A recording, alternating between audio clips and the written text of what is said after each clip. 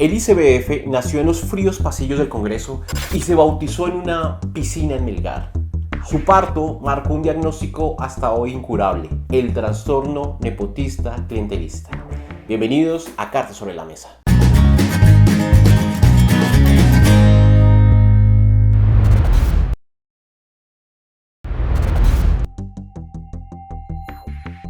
El ICBF es la institución del Estado colombiano que vela por la protección de los derechos de la infancia y la adolescencia en Colombia. Cuando se habla de su historia, el relato es perfumado por la labor loable de cuidar a la niñez colombiana. Esa labor reconocida es el producto del compromiso de profesionales de las defensorías de familia, los abogados que defienden la protección de los derechos de los niños, los equipos psicosociales que brindan toda la ayuda necesaria y que direccionan todo el proceso de restablecimiento de derechos, también por las madres comunitarias, por todos esos profesionales que están en los CDIs, en todos los programas para la primera infancia, es por ello, y no tanto por la estrategia administrativa en manos clientelistas.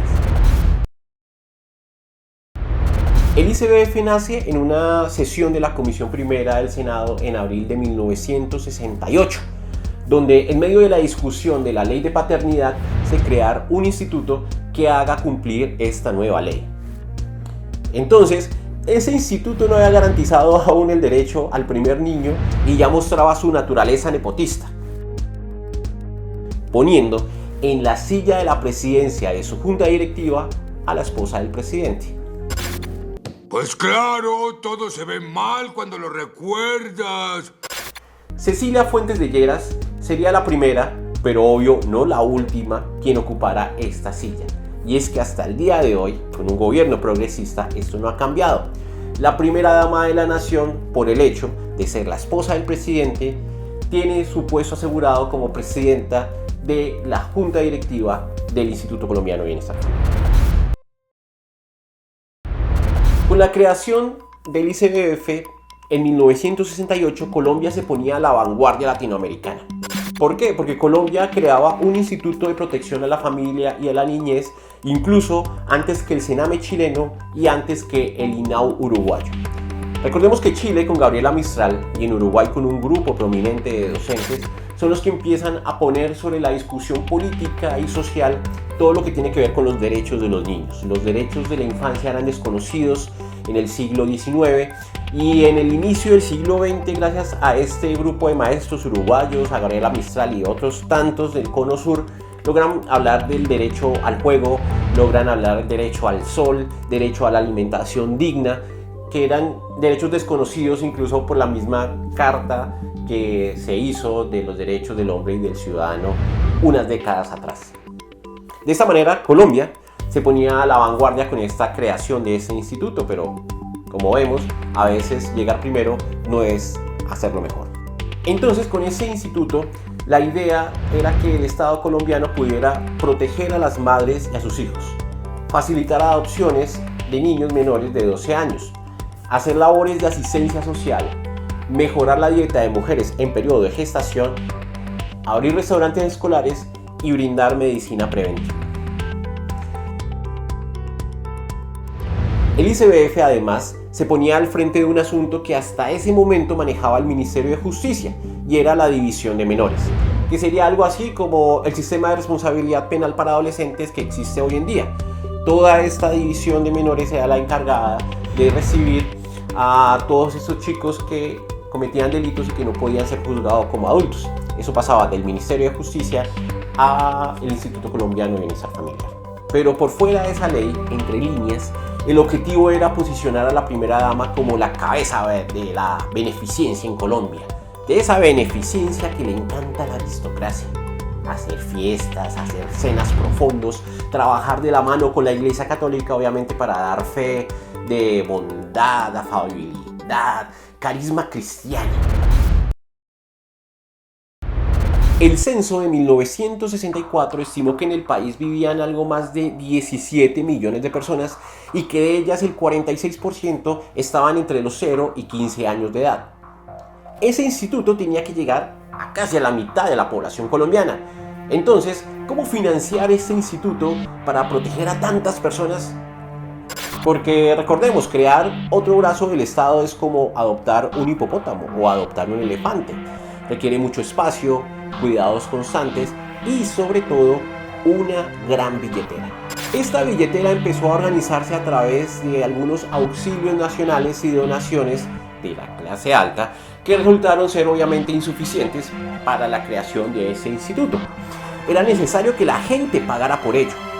Pero el Chiquito Lleras, el entonces presidente liberal de Colombia, conocía lo elemental de la administración política. Los impuestos son impopulares. Entonces creó un impuesto no impuesto, un impuesto gancho ciego, por decirlo así. Y es que declaró que la sexta parte de la venta de sal sería para financiar al ICBF para evitar crear un nuevo impuesto. Eso alivió a todo el mundo dijo maravilloso, vamos a tener un instituto estatal que nos proteja como familia, que nos proteja a los niños y no tendremos que pagar por ello. Pero, por pura coincidencia y arte de magia, la sal subió de precio una sexta parte. Destinar las ganancias de un producto y a la vez subir el precio de ese producto. Esta movida le permitió al gobierno generar bonos nacionales por la módica suma de 1.000 millones de pesos. ¡Problema resuelto! Y si 1.000 millones de pesos es una suma importante hoy en día, pues traduzcamos esa cifra en 1968. En 1968 el salario mínimo era de 420 pesos. O sea, 1.000 millones de pesos serían algo así como 2.380.953 salarios mínimos de 1968. La suma de las raíces cuadradas de dos lados de un triángulo isósceles es igual a la raíz cuadrada del lado restante. Ahora, si tomamos esa cantidad de salarios mínimos al día de hoy, pues sería multiplicar esta cifra por 1.000.000, lo que hoy serían 2.380.953 millones de pesos. Pero bueno, los años del gobierno del Chiquito Lleras no todo era subirle precio a la sal para que la gente no se diera cuenta de un nuevo impuesto, ni que la esposa estuviera liderando el Instituto de Protección de la Infancia, no. Estos años estuvieron también marcados por una convulsión interna. Porque, qué raro, esa estrategia pacificadora llamada Frente Nacional que se inventaron para poderse repartir el poder entre conservadores y liberales no estaba funcionando mucho.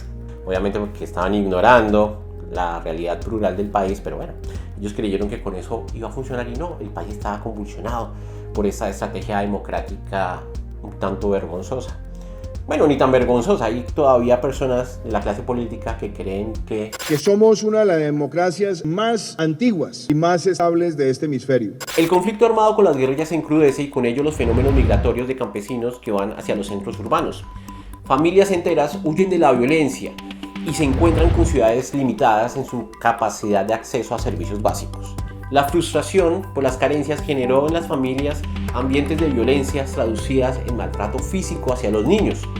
Muchos de ellos escapan de esa violencia doméstica y encuentran una forma de vida en las calles, creando un nuevo concepto, el concepto de gamines.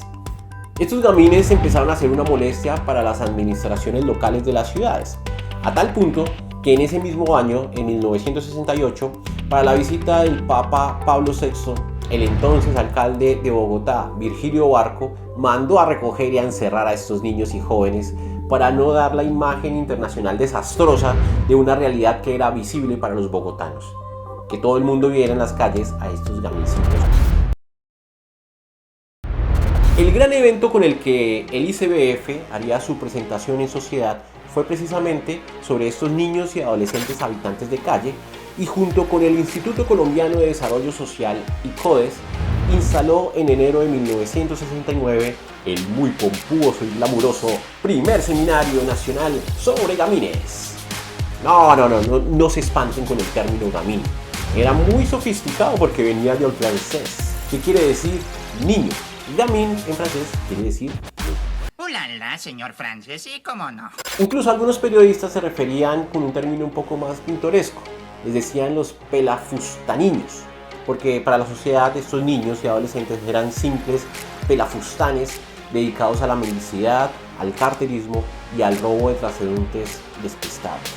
Este gran seminario reunió a la crema innata en un hotel en el paradisíaco Melgar Tolima, Obvio, con servicio todo incluido, almuerzo, refrigerios, habitaciones de primera, piscinita, todo estaba muy regio. La lista de invitados incluyó a más de 60 especialistas entre médicos y expertos en infancia y el embajador de Holanda, porque la opinión internacional siempre da prestigio. ¡Qué elegancia la de Francia!